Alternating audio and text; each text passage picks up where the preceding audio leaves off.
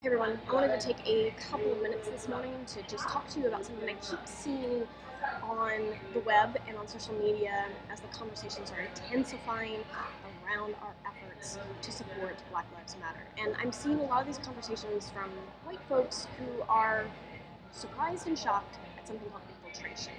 Now, this happens. I'm not condoning it, and I don't think it's right. And if you're somebody who's been an infiltrator, well, maybe you should click off this video. But what I want to address right now is for the people that don't understand infiltration, because there's plenty of it. Across the world, whenever there is a mass protest, whenever there is massive changes that are needed, and a group, the oppressed group most often, is demanding change from government or other authorities, there are going to be those who want to discredit the message. They come from a space of wanting to control the narrative in a different way. Typically, not to just discredit, but also maybe to assert their own power in a situation. If you look back at Syria, going back to 2011 to 2014, now ISIS, or Daesh as I call them, typically have roots that go further back than 2011, even back as far as 2005-2006. But the real rise for Daesh happens in 2014 in Mosul, Iraq, and across Syria as they began to really take territory. But it really started in that 2011, 2012, 2013 period when there was an Arab Spring and the members of Daesh found ways to be able to infiltrate through those protests, found the vulnerabilities of the protests, and they were able to gain followers, they were able to help create dissent, and they were able to create adverse messages to what was actually needed and necessary. There were other groups doing it as well, but they're the biggest example, and because I covered Mosul, it's the example I'm going to go to. Why such an extreme example? So you guys can see how normal it can be, and how terrifying it can be, and how dangerous it can be. Now, I'm not saying that you shouldn't address infiltration in your community, but I am going to say that if you continue to make focus infiltration, probably only going to stoop to the level of what the infiltrators want you to do in the first place, and you're going to have the wrong fight.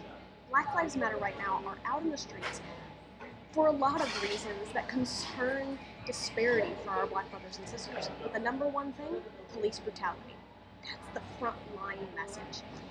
Now there is a website right now called Change Zero. And I'm going to put this in the description box for you guys to check out, but it is one of the first websites I've seen put together, and it's going to be a national effort of putting practical solutions in the various communities about addressing the justice system and the police departments and how we can make changes. And I would say to you, focus on that. Focus on the solutions. Now, whether you go out to a protest because continued demands need to be heard, whether you are a church or a business or a mosque or a healthcare worker, whatever your role is in society, there is practical ways in which you can help Black Lives Matter continue to get this message not only heard, but get their goals achieved. And I think Change Zero actually has a chance to do that. So I would encourage you guys to check them out, read carefully some of the areas that they are addressing, some of the policies they want to see changed on local levels, things we can implement on federal levels, and how maybe you can donate, help, and take it into your community. Infiltration does happen. It's not right, it's not okay, but it does happen. It's a very normal part of the process. But instead of fighting the infiltrators, don't take your attention away from the problem, away from the real problems that need the real work. Because the moment you start fighting with the infiltrators, the moment you're going to lose sight of what actually needs to be achieved here. So I hope that helped. Please feel free to leave your questions in the bottom. I know that lots of people on various sides of this argument are going to have different opinions about it. I respect that. I get it. I'm just encouraging us to keep focused and keep moving forward, because we really do need to make drastic changes in our system that was designed, by the way, to keep our Black brothers and sisters down, and that needs to be changed now. Not tomorrow, not another 50 years from now, but now. I hope this helped. Subscribe to the channel for more videos. I'll continue to try and keep speaking out to the best of my ability. Check out the podcast. We've had some great podcasts lately. And support if you can. But for now, may you live and move and have your being. Cheers.